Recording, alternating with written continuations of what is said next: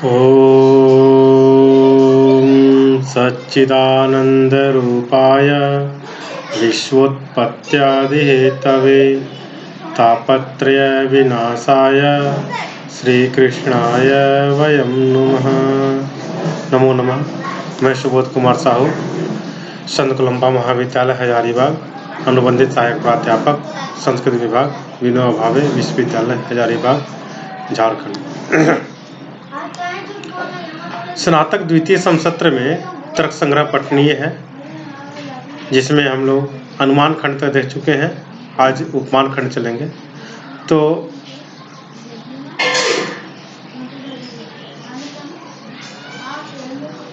प्रमाण के 4 भेद बताए गए हैं: प्रत्यक्ष, अनुमान, उपमान और शब्द। प्रत्यक्ष प्रमाण के बारे में जैसा कि हम लोग पहले से जान चुके हैं कि प्रत्यक्ष अनुमिति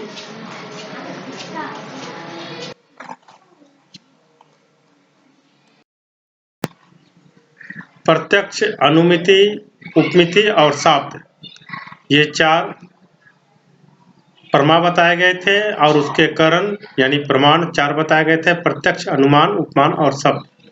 तो प्रत्यक्ष प्रमाण के बारे में बताते हैं कि तत्र प्रत्यक्ष ज्ञान करणम प्रत्यक्षम, यानी प्रत्यक्ष ज्ञान का जो करण है उसे हम प्रत्यक्ष प्रमाण कहते हैं। तो प्रत्यक्ष ज्ञान किसे कहते हैं? तो बोलते हैं इंद्रियार्थ सन्निकर्ष जन्यम ज्ञानम प्रत्यक्षम, यानी इंद्रिय और अर्थ के सन्निकर्ष से जो ज्ञान उत्पन्न होता है उस ज्ञान को हम लोग प्रत्यक्ष कहते हैं। इसके बाद उसी प्रकार से अनुमान हम लोग देखे थे। अनुमान में क्या है? अनुमिति करणम अनुमानम, अनुमिति का जो करण है उसे अनुमान कहते हैं। तो अनुमिति किसे कहते हैं? तो बोलते हैं परामर्श जन्य ज्ञानम अनुमिति, परामर्श से जो ज्ञान उत्पन्न होता है उस ज्ञान को अनुमिति कहते हैं।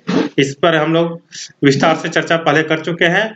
आज हम लोग देखेंगे उपमान। उपमान किसे कहते हैं? तो यहाँ पर बताया गया है उपमिति करणम और उपमानम, उपमिति का जो करण है उसे उपमान कहते हैं। उपमिति करणम उपमानम। उपमिति किसे कहते हैं? तो बोलते हैं संज्ञा संगी संबंध ज्ञानम उपमिति, संज्ञा और संगी के संबंध का ज्ञान जहां से होता है उसको उपमिति कहते हैं। संज्ञा यानी कोई पद और संगी यानी कि उसका अर्थ।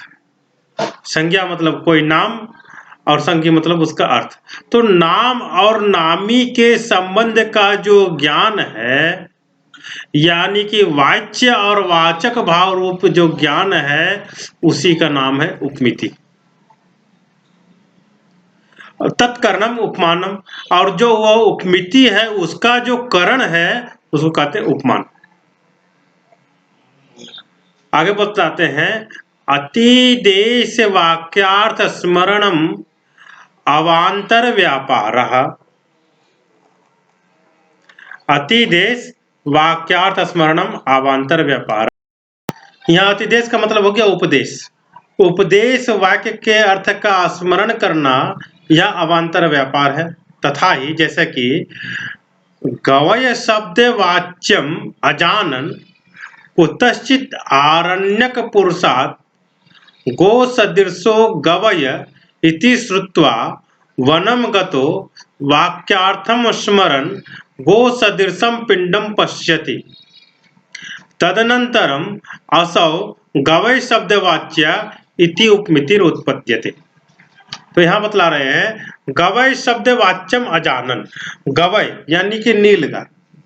नीलगाय इस इस शब्द का अर्थ ना जानते हुए किसी आरण्यक पुरुष के पास, कुतश्चित आरण्यक पुरुषात्, किसी आरण्यक पुरुष के पास जाकर के गो सदृशो गवय इति श्रुत्वा, जैसी गाय होती है वैसी ही नील गाय होती है, वैसा ही गवय होता है, ऐसा सुन करके, ऐसा जान करके, वनम गतो वाक्यार्थम स्मरण, वनम गतो जब वह जंगल को जाता है और वाक्य के अर्थ का स्मरण करता है, और स्मरण करते हुए गो सदृशम पिंडम पश्यति, गो के सदृश यानी गाय जैसे किसी पिंड को, किसी प्राणी को, किसी वस्तु को देखता है।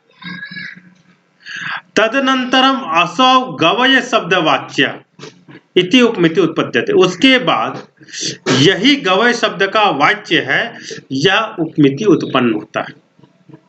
तो यानी संज्ञा और संज्ञी, नाम और नामी, नाम और नामी या पद और उसका अर्थ, यानी जो शब्द बोल दिए उसका क्या अर्थ होगा, जो नाम बोल दिए वो किसके लिए वो नाम बोला गया है, इन दोनों का जो संबंध है, उसका जो संबंध है, उस संबंध का जो अर्थ ग्रहण करवा रहा है, उसी का नाम है उपमिति। और उस उपमिति का जो करण है उसको कहते हैं उपमान।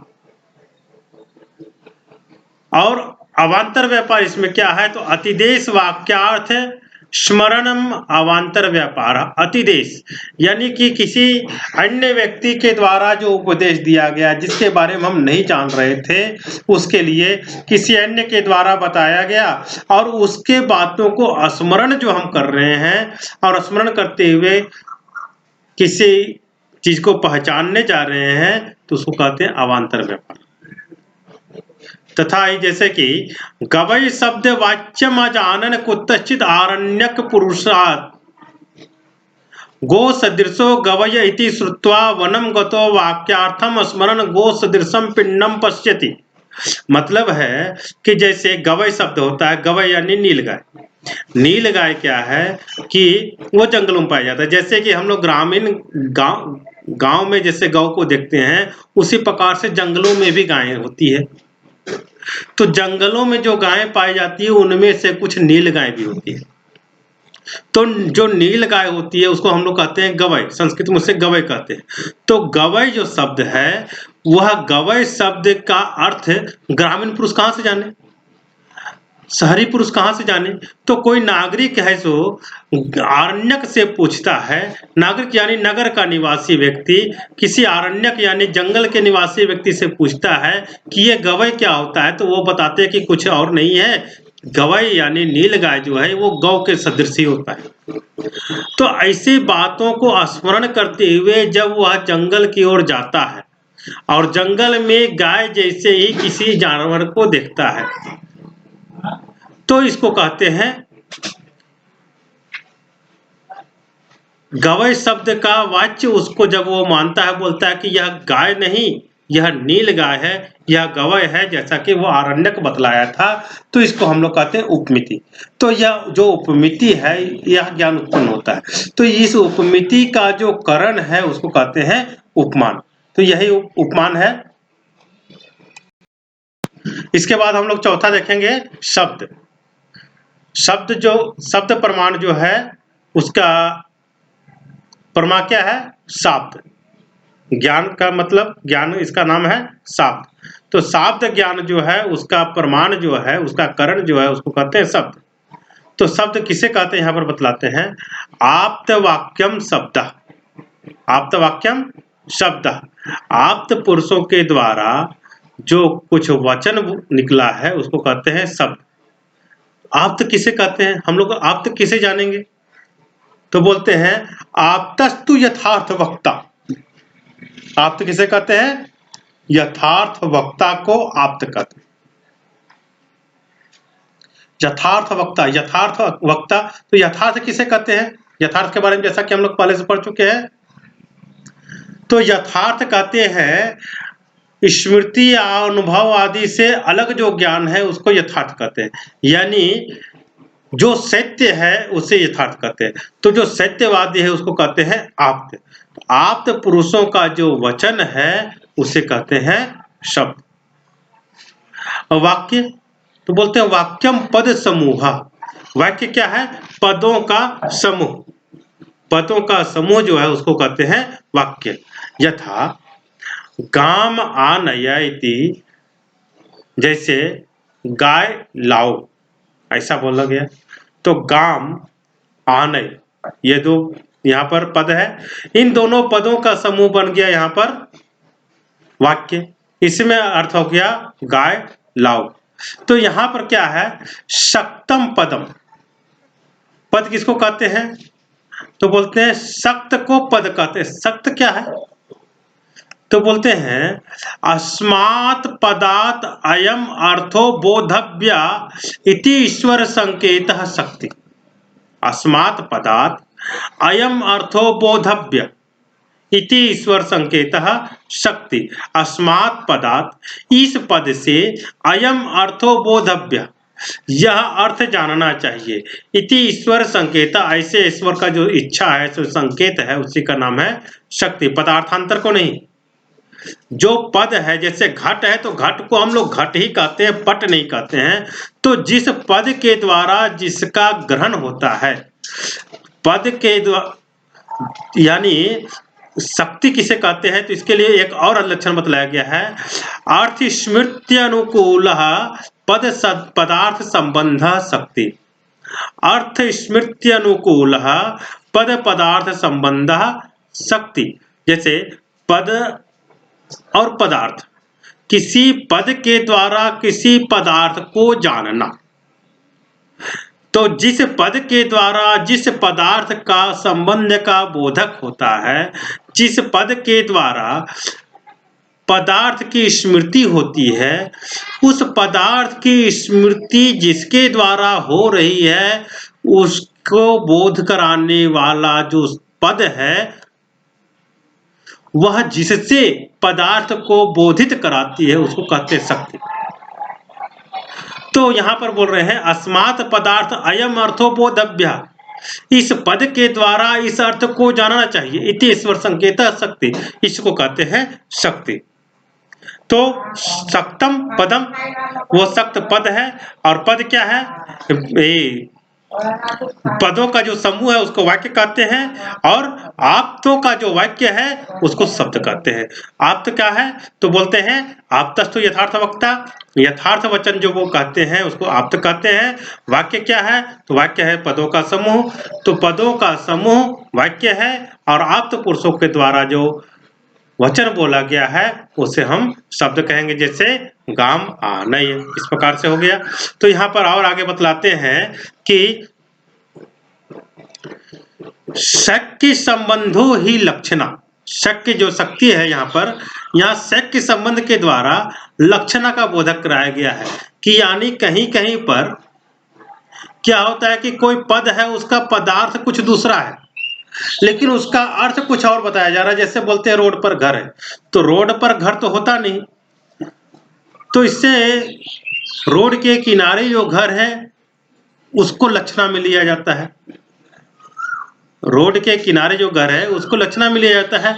तो यहाँ घर का रोड के किनारे होना, रोड पर घर ऐसे जो बताया जा रहा है, यह शक्ति के द्वारा बताया जाता है। तो शक्य संबंधो ही लक्षणा, यहाँ शक्य का संबंध लक्षणा के द्वारा है। जैसे गंगायाम घोषः, गंगा में ग्राम है, तो गंगा में तो ग्राम हो नहीं सकता, तो शक्ति का जो आश्रय होता है उसका नाम है शक्य। तो जिस समय जिस संबंध में जिस प्रयोजन से जिस शब्द का प्रयोग किया जाता है, जिस पद का प्रयोग किया जाता है, उस समय उस पद का जो पदार्थ हो, जो जिस पदार्थ का वह बोधक है, उसे ही हम लोग शक्ति संबंध कहते हैं, और उसी से शक्ति, उसी शक्ति के द्वारा उसे हम प्राप्त करते हैं। जैसे कोई व्यक्ति यदि भोजन करने के लिए बैठा है और बोल दिया जाए सैंधवम आनय, तो सैंधवम आनय, तो सिंधु देश का घोड़ा भी होता है और सिंधु देश का नमक भी होता है। तो सिंधु देश के नमक को भी सैंधवम कहते हैं और सिंधु देश के घोड़े को भी सैंधवम कहते हैं। तो भोजन करने के लिए बैठा है और सैंधवम आनय यदि बोला जाए, तो कोई व्यक्ति यदि घोड़ा लेके आएगा तो यह तो उसका पद का अर्थ नहीं निकला। तो यहाँ शक्ति का अर्थ है कि जिस समय जो पद बोला जा रहा है उस पद से जिस पदार्थ का बोध करा रहा है उस पदार्थ के बोध कराने का जो उसमें संबंध है उसको कहते हैं शक्ति। जब रण के लिए जाएंगे तो उस समय सैंधव माना है कि सिंधु क्षेत्र का घोड़ा लेके आएंगे, और जिस समय भोजन के लिए बैठा हुआ है उस समय सैंधव माना यदि बोला गया तो नमक लेके जाएगा। यहाँ दोनों अर्थ निकल रहा है, तो यह लक्षणा के द्वारा प्रतीत होता है। तो इस प्रकार से आप्त पुरुषों के द्वारा जो बोला गया वचन है वह क्या है? आप्त पुरुषों के द्वारा जो वाक्य कहा गया है उसको शब्द कहते हैं। अब वो वाक्य में क्या होता है यहाँ आगे बतलाते हैं।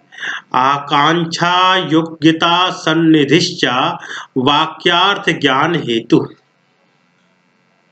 आकांक्षा, योग्यता और सन्निधि ये तीनों जो है वो वाक्य के अर्थ के ज्ञान का हेतु है।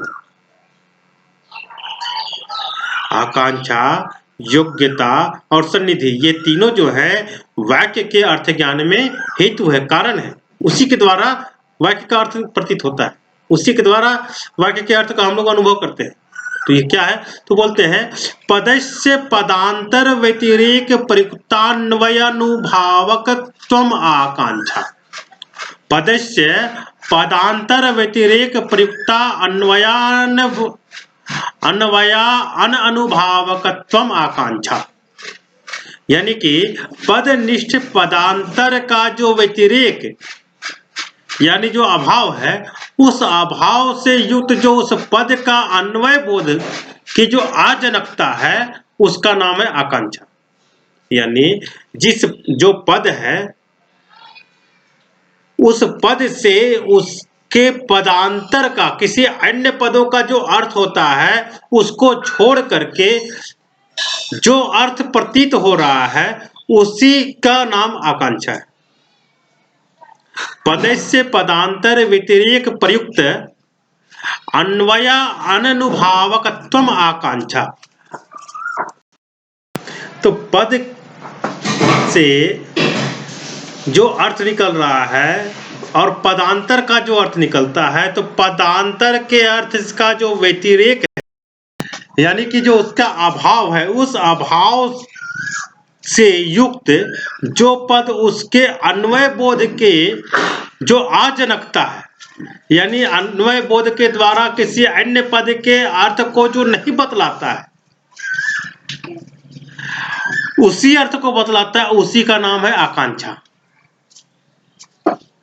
जैसे बोला गया गाम आने, इस वाक्य में जो गो पद है उस गो पद के आगे जब अम पद का अभाव है तब उस अभाव करके युक्त जो गो पद अब केवल गो पद के उच्चारण करने से श्रोता को कुछ अन्वय का बोध नहीं कर सकता। इस कारण से गो पद को अम पद की आकांक्षा है और अम पद को आनय पद की आकांक्षा है। तो इस प्रकार से एक शब्द के द्वारा जो कोई पद हम बोलते हैं उस पद के द्वारा उसके पदांतर में, इसका अर्थ यह है कि जब हम किसी पद का उच्चारण करते हैं तो जिसके प्रति करते हैं वह श्रोता इसके बाद किस पद का उच्चारण होगा, वक्ता हमें क्या कहना चाहता है, इसके लिए उसके मन में जो उत्कंठा उत्पन्न होती है उस उत्कंठा को हम लोग कहते हैं आकांक्षा। जैसे गाम जब वह शब्द बोला तो गाम शब्द सुन करके वह जान गया कि गाय को, अब इसके बाद वो क्या करना है इसके बारे में उसको जानना आवश्यक है। तो इसके लिए उसके मन में जो उत्कंठा जगती है कि गाय को क्या करना है, लाना है, ले जाना है, बांधना है, खोलना है, क्या करना है, उसके लिए जो उसके मन में उत्कंठा जगती है, तो इस प्रकार की जो भावना उसके हृदय में उत्पन्न होती है उस भावना को हम लोग कहते हैं आकांक्षा। तो उसी को यहाँ पर बोला गया पदस्य पदांतर व्यतिरेक प्रयुक्तान्वय अनुभावकत्वम आकांक्षा। पद से पद के पदांतर पद जो है उस पद में निष्ठ जो पदांतर का जो व्यतिरेक यानी कि अभाव है, उस अभाव से युक्त उस पद के अन्वय बोध की जो आजनकता है उसी का नाम आकांक्षा है। अब दूसरा है योग्यता। अर्थाबाधो योग्यता, यानी जहां पर अर्थ का अबाध हो यानी कि किसी प्रकार का बाधा ना हो उसको कहते हैं योग्यता। कोई शब्द अगर हम बोल रहे हैं तो उस शब्द के साथ में जिस शब्द को जो हम बोलने जा रहे हैं यानी जो वाक्य है उस वाक्य में जिन जिन पदों का समूह है उन पदों के समूह से जो अर्थ उत्पन्न हो रहा है उस अर्थ की व्युत्पत्ति में किसी भी प्रकार का बाध जब ना हो तो उसको कहते हैं योग्यता। जैसे जलेन सिंचती, यानी कि जल से सींचता है। कोई पौधे को यदि सींच रहा है तो जल से सींचता है। और मान लिया जाए कि कोई व्यक्ति अग्नि अग्नि अग्नि अग्नि करते जा रहा है, वहनी वहनी वहनी वहनी करते जा रहा है, और उसको पूछ दिया गया कि क्या कर रहा है जी वो, तो बोल दिया वहनिना सिंचती, आग से सींचता है। तो इसमें सींचने की क्रिया अग्नि के द्वारा नहीं हो सकती, तो यहाँ योग्यता नहीं हो सकती, योग्यता का अभाव हो जाएगा। तो क्यों अभाव हो जाएगा? क्योंकि यहाँ पर अर्थ का बाध हो रहा है। अर्थ का जहां पर बाध होता है उसे हम योग्यता नहीं कह सकते। वहनी के द्वारा सिंचन क्रिया नहीं हो सकती, इसलिए उसे योग्यता नहीं कह सकते। हाँ, जलेन सिंचती, जल के द्वारा सिंचन होता है, तो जल करके सिंचन की जो योग्यता है उसे हम योग्यता कहते हैं। तो आकांक्षा हो गया, योग्यता हो गया। अब तीसरा है संधि, सन्निधि। सन्निधि किसे कहते हैं? तो बोलते हैं पदानाम अविलंबेन उच्चारणम सन्निधि। पदानाम अविलंबेन उच्चारणम सन्निधि। पदानाम, पदों का, अनेक पद हैं, तो उन पदों का अविलंबेन उच्चारणम, बिना किसी विलंब का जो उच्चारण होता है उसको कहते हैं सन्निधि। जैसे गाम आनय शब्द हमको बोलना है, हिंदी में बोले तो गौ लाओ, तो गौ लाओ यदि अगर हमको बोलना है तो गौ अभी बोले और आधे घंटे के बाद लाओ बोले तो इसका कोई अर्थ नहीं निकलेगा। गाम आने में अभी गाँव गाम बोले और कुछ देर के बाद आधे घंटे के बाद यदि आने बोले तो उसका कोई अर्थ नहीं निकलेगा। तो किसी भी प्रकार का व्यवधान उसके बीच में ना हो। गाम और आनय, इन दोनों पदों के बीच में किसी भी प्रकार का विलंब ना हो, व्यवधान ना हो, तो उसी को कहते हैं अविलंबन उच्चारणम। तो एक क्षण का भी व्यवधान जहां पर नहीं है और अविलंब उच्चारण जहां किया जाता है उसको कहते हैं सन्निधि। तो इस प्रकार से आकांक्षा, योग्यता और सन्निधि होती। तो आकांक्षादि रहितम वाक्यम अप्रमाणम, बोलते हैं कि आकांक्षा आदि से रहित जो वाक्य होता है उसको हम लोग प्रमाण नहीं मान सकते। जैसे यथा गोरस्वः पुरुषो हस्ति इति न प्रमाणम आकांक्षा विरहात, जैसे कि गाय, हाथी, पुरुष, घोड़ा, इस प्रकार से अगर कोई शब्द पर शब्द बोलते जाएं तो इसका कोई अर्थ नहीं निकलता। एक एक पदों का तो अर्थ है लेकिन इसमें आकांक्षा है नहीं। आकांक्षा नहीं होने से यह वाक्य नहीं बन सकता, यह प्रमाण नहीं हो सकता। उसी प्रकार से अग्निना सिंचेत इति न प्रमाणम योग्यता विरहात, इसी प्रकार से वह आग से सींचता है, यह भी प्रमाण नहीं हो सकता क्योंकि इसमें योग्यता का अभाव है। प्रहरे प्रहरे असहोच्चारितानि गामान इत्यादि पदानि न प्रमाणम सान्निध्याभाव। और प्रहर प्रहर में थोड़े थोड़े देर में, आधे घंटे एक घंटे के बाद में एक साथ में उच्चारण ना करना, गाम आने, इन दो ही पदों का एक एक प्रहर के बाद यदि उच्चारण किया जाए तो वे भी प्रमाण नहीं होंगे, क्योंकि उसमें सन्निधि का अभाव है।